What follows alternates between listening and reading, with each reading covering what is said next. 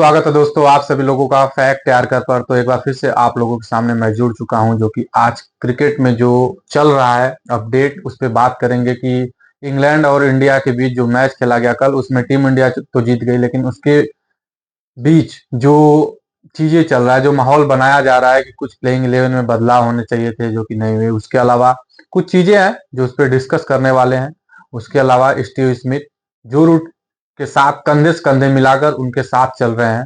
एक समय जो रूट ऐसा लग रहा था कि बहुत आगे निकल जाएंगे, इंडियन छोड़िए पूरे वर्ल्ड के क्रिकेट में सबसे आगे टेस्ट क्रिकेट में वो निकल सकते हैं, लेकिन पीछे से स्टीव स्मिथ फिर से एक बार आ चुके हैं। सबसे पहले तो पीछे वो थे, एक समय था जो रूट सबसे पीछे थे, इतना पीछे थे कि शायद किसी को नहीं लगा होगा कि Virat, Kane Williamson, Steve Smith को इस इन तीनों प्लेयर के साथ आ जाएंगे। लेकिन आज के डेट में जो रूट सबसे आगे है, लेकिन स्मिथ भी उनका बराबरी कर लिया है।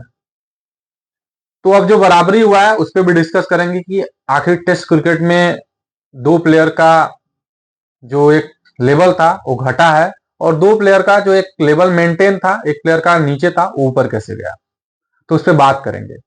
लेकिन उससे पहले मैं उम्मीद करूंगा कि वीडियो पसंद आएगा आप लोगों को, आगे चल के जो अपडेट है आप लोगों को पसंद आएगा। तो आप लोग वीडियो को लाइक करोगे, चैनल को भी सब्सक्राइब करोगे और बेल आइकन दबाना तो बिल्कुल ना भूलोगे, क्योंकि नोटिफिकेशन की घंटी बजेगी तो आप लोगों के पास अपडेट जाएगा। तो चलिए शुरू करते हैं कि आज का जो अपडेट है। अपडेट क्या है, कुछ चीजें हैं जो डिस्कस करने वाले हैं हम लोग। तो सबसे पहले जो कल का मैच हुआ, इंडिया की टीम जीत गई, 4 विकेटों से मैच जीती, लेकिन उसमें कुछ सवाल छोड़ के चले गए। सवाल क्या है?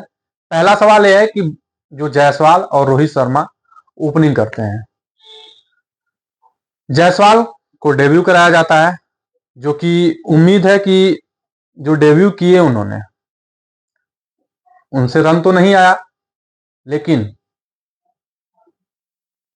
ओपन करने वाला बल्लेबाज जो सुमन गिल थे उनको वन डाउन करा दिया गया। वन डाउन तो बिल्कुल शोभा नहीं देता, क्योंकि जब विराट कोहली आएंगे तो सुमन गिल बाहर नहीं होंगे, बाहर कौन होगा? जायसवाल होंगे।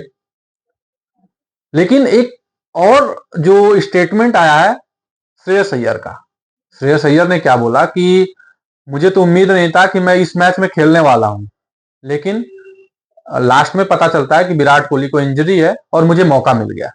जब विराट कोहली को इंजरी था, श्रेयस अय्यर को मौका मिला, श्रेयस अय्यर ने रन भी बना दिया। वर्ल्ड कप में 500 से अधिक रन बनाने वाले प्लेयर को यही नहीं पता था कि मैं इस मैच में खेलने वाला हूं। तो उनको मौका मिला, उन्होंने रन भी बना दिया।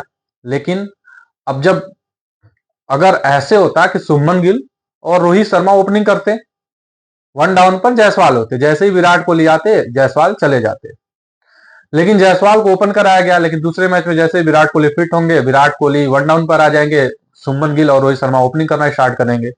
आप टेस्ट को मत देखो, टेस्ट क्रिकेट में जायसवाल ओपनिंग कर रहे हैं, लेकिन वनडे में वनडे की तरीका देखिए, क्योंकि वनडे में विराट कोहली भी वन डाउन खेलते हैं, टेस्ट क्रिकेट में चौथे नंबर पर खेलते हैं। लेकिन अगर इंडिया की जो प्लान है, अगर प्लान ये हो सकता है कि जायसवाल और रोहित शर्मा ओपनिंग करेंगे, वन डाउन पे सुमन गिल खेलेंगे, 4 नंबर पे बल्लेबाजी करेंगे विराट कोहली, जो कि विराट कोहली खुद नहीं छोड़ना चाहेंगे अपना पोजीशन, क्योंकि वन डाउन उनके लिए सबसे बेस्ट पोजीशन है, तो बिल्कुल नहीं छोड़ना चाहेंगे। तो 3 नंबर पे विराट कोहली हो जाएंगे। चौथे नंबर पर, जो कि कल वाले मैच में तो श्रेयस अय्यर को मिला, लेकिन अगर श्रेयस अय्यर को बाहर किया जाता है तो चौथे नंबर पर बल्लेबाजी कौन करेगा? चौथे नंबर पर अगर जायसवाल को खिलाना है तो जायसवाल ओपनिंग करेंगे, सुमन गिल को चौथे नंबर पे आप रखोगे, और अगर सुमन गिल चौथे नंबर पे नहीं खेलते तो विराट कोहली होंगे। इसमें एक ही पॉइंट है कि अगर जायसवाल बाहर होते हैं, अगर जायसवाल बाहर हो जाएंगे तभी पोजीशन सबका तरीके से जाएगा जो वर्ल्ड कप में हुआ था। विराट रोहित शर्मा, सुमन गिल ओपनिंग करेंगे, उसके बाद one down Virat Kohli, 4 number पर श्रेयस अय्यर, 5 नंबर पे केएल राहुल। ये बल्लेबाजी क्रम हो गई, लेकिन केएल राहुल का भी कोई फिक्स नहीं हो रहा है। केएल राहुल कभी ओपन करते हैं, कभी वन डाउन खेलते हैं, कभी 4 नंबर पर खेलते हैं, कभी 5 नंबर, कभी 6 नंबर, कभी 7 नंबर। अब कल के मैच की बात करें तो पहले ओपनिंग करने तो 2 बल्लेबाज आप लोगों को पता है, रोहित शर्मा, जायसवाल। वन डाउन सुमन गिल, 2 डाउन श्रेयस अय्यर। अब 3 विकेट गिरने के बाद सबको लगा कि अब मौका जो मिलेगा वो केएल राहुल को मौका मिलेगा, लेकिन नहीं मिला। उनके जगह पर कौन आ गया? अक्षर पटेल। किस लिए? कि एक राइटी एक लेफ्टी बल्लेबाज वहां पर रहेगा। तो अक्षर पटेल आ गए, लेकिन जब उनका विकेट गिरा श्रेयस अय्यर का, तब केएल राहुल को मौका मिलता। केएल राहुल भी ज्यादा रन नहीं बना पाए क्योंकि उनका पोजीशन फिट नहीं बैठता है। लेकिन वो कब तक होगा? केएल राहुल को कब वो मौका मिलेगा कि मेरा एक स्थिर मतलब जगह है, वहीं पर मैं बल्लेबाजी करूंगा? तो चीजें जब नहीं मिलेगा, फिर बाद में रन नहीं बनेगा, गेंदे ज्यादा खेलेंगे, तो लोग का यही कहना होगा कि भाई केएल राहुल से रन ही नहीं बन रहे हैं। तो ये सब सारी चीजें चल रही है मार्केट में।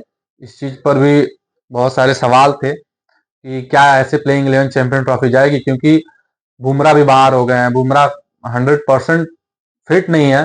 तो हर्षित राणा को मौका मिल गया, हर्षित राणा को डेब्यू करा दिया गया। हर्षित राणा बढ़िया गेंदबाजी भी किए, लेकिन वो गेंदबाजी तो कर लिए, लेकिन क्या वो 2-3 मैच के व्याप पे जो वनडे क्रिकेट में उन्होंने वो खेलेंगे, पहला मैच खेलिए, 2 मैच और बचा, उसके बाद चैंपियन ट्रॉफी खेलने जाएंगे और चैंपियन ट्रॉफी 3 मैच के अनुभव के साथ चैंपियन ट्रॉफी में जाएंगे।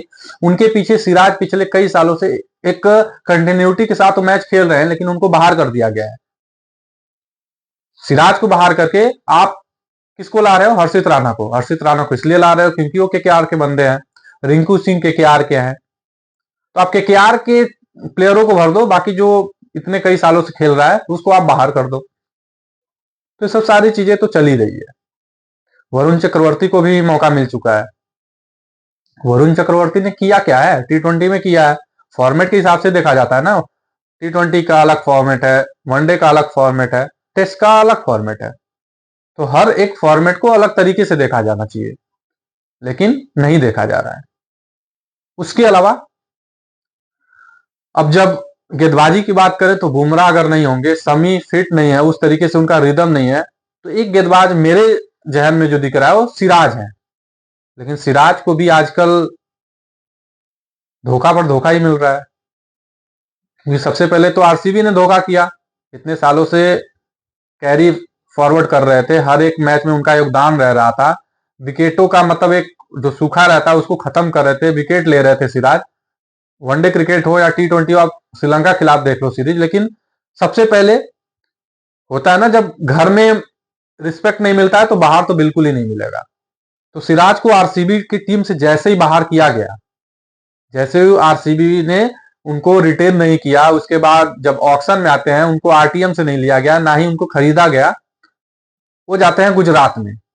जैसे गुजरात में जाते हैं उनको टेस्ट टीम से बाहर निकाला गया, फिर उसके बाद टी20 नहीं खेलते हैं, उसके बाद टी20 के बाद वनडे क्रिकेट में उनको बाहर कर दिया गया, चैंपियन ट्रॉफी से बाहर कर दिया गया। अब जो एक बंदा अच्छा करते हुए आ रहा है उसको आप बाहर कर दे रहे हो, और जो एक नया खिलाड़ी आ रहा है उसने 2-4 विकेट ले लिया, उसको आप रख ले रहे हो। तो इससे तो चैंपियन ट्रॉफी नहीं आने वाला है। आप इतिहास देख लो, एक टी20 का वर्ल्ड कप छोड़ दिया जाए 2007 वाला, तो ऐसा कोई मैच नहीं हो जो कोई ऐसी आईसीसी का ट्रॉफी हो जो इंडिया आसानी से जीत गई हो युवा के दम पर। 2011 में भी सारे सीनियर खिलाड़ी ही मैच जितवाए थे, 2013 में भी सीनियर खिलाड़ी मैच जितवाए थे, 2024 में भी सीनियर खिलाड़ी ही मैच जितवाए थे। तो आप ये कैसे उम्मीद कर सकते हो कि एक 2-4 मैच खेलने वाला बंदा आएगा और चैंपियन ट्रॉफी में आपको जिता के चला जाएगा? ऐसा तो नहीं होने वाला है। अब सोच क्या है टीम इंडिया की, बीसीसीआई की, कोच की, कप्तान की, क्या सोचे किसी को नहीं पता है। खैर, एक मोमेंट आया था जिसमें मीम्स तो बनेंगे ही बनेंगे, जिसमें हार्दिक पांड्या और रविंद्र जडेजा मैच जब जिताकर बाहर जा रहे थे, विराट कोहली आया, हाथ मिलाया, तो उसमें हंसी मजाक चला। लेकिन मीम्स क्या बना कि हार्दिक पांड्या भी लाइक, मैं किसी भी प्लेयरों का शतक नहीं बनने दूंगा, किसी भी प्लेयरों का अर्धशतक नहीं बनने दूंगा, क्योंकि जब वो क्रिच पर थे 25-26 रन चाहिए थे और सुमन गिल को 19 रन चाहिए थे शतक के लिए, और वहां पर हार्दिक पांड्या जो थे छक्का जड़कर वो शतक का जो एक सिलसिला रहता है वो खत्म कर देते हैं। उसके बाद सुमन गिल स्ट्राइक पर आते हैं, उसके बावजूद भी वो सोचते हैं कि शतक मार दूं, लेकिन वो आउट हो जाते हैं। तो सुमन गिल भी शतक नहीं बना पाते हैं, 3 बल्लेबाज अर्धशतक बनाते हैं, उसके बाद टीम इंडिया जीत जाती है। तो ये सब सारी चीजें थी, मीम्स भी बने। लेकिन अब हम बात करने वाले हैं उस प्लेयर के बारे में जो कि पिछले कई सालों से फॉर्म में नहीं था, लेकिन अब जो फॉर्म में जैसे ही आया वो बंदा हर एक इनिंग में कह लो आप शतक जड़ रहा है, वो है स्टीव स्मिथ। स्टीव स्मिथ ने 36 शतक जड़ दिए हैं, जो रूट की बराबरी कर लिए हैं। राहुल द्रविड़ की बराबरी हो गई है। अगर वो 2-4 साल और 4 साल टेस्ट क्रिकेट खेल जाते हैं तो सचिन की बराबरी कर लेंगे। जो रूट और स्टीव स्मिथ दो ही प्लेयर ऐसे हैं जो सचिन का टेस्ट क्रिकेट में बराबरी कर सकते हैं, बाकी ऐसा कोई प्लेयर दिख नहीं रहा है। विराट कोहली थे, एक समय पर थे, क्योंकि 27-28 शतक आज से 5 साल पहले मारे हुए थे, लेकिन आज तक उनका जो शतक है बढ़ ही नहीं पाया 30 से ऊपर। तो जब नहीं बढ़ पाया तो सिंपल सी बात है कि ये तो अब आगे नहीं जा रहे हैं। ज्यादा ज्यादा 4-5 शतक मार दें, अन्यथा अब उनसे शतक नहीं आ रहे हैं तो नहीं आएंगे। लेकिन दो प्लेयर हैं, स्टीव स्मिथ और जो रूट, ये शायद 50 शतक को टच कर जाए। अभी भी 14-14 शतक चाहिए, 14 शतक कम नहीं होता है। बहुत सारे ऐसे खिलाड़ी आते हैं जो 10-10 साल खेल के 14 शतक नहीं जड़ पाते हैं, लेकिन ये दोनों खिलाड़ी ऐसे हैं जो जड़ सकते हैं। 2-3 सीरीज भी मिल गया, 5 सीरीज मिल गया तो जड़ सकते हैं, इसमें कोई दिक्कत नहीं है। लेकिन अगर सचिन तेंदुलकर का वनडे का भी रिकॉर्ड टूट जाए, टेस्ट का भी रिकॉर्ड टूट जाए, तो फिर सचिन का रिकॉर्ड बचेगा ही क्या? रिकॉर्ड बचना भी चाहिए, क्योंकि अगर उनको भगवान माना जाता है तो भगवान का कुछ ऐसा होना चाहिए जो कभी खत्म ना हो। तो देखते हैं, जो कि आज उन्होंने भी शतक मारा, एलेक्स कैरी ने भी मारा, लेकिन ट्रेविस हेड जो कि इंडिया के खिलाफ ही चलते हैं तो एक बार फिर से फेल हो चुके हैं। तो ये सब सारी चीजें थी। तो उम्मीद करूंगा ये वीडियो आप लोगों को पसंद आया होगा, और वीडियो पसंद आएगा तो फिर से सेम चीजें हैं कि वीडियो पसंद आएगा तो आप लोग वीडियो को लाइक करोगे, चैनल को भी सब्सक्राइब करोगे और बेल आइकन दबाना ना भूलोगे। तो आज के लिए बस इतना ही, धन्यवाद।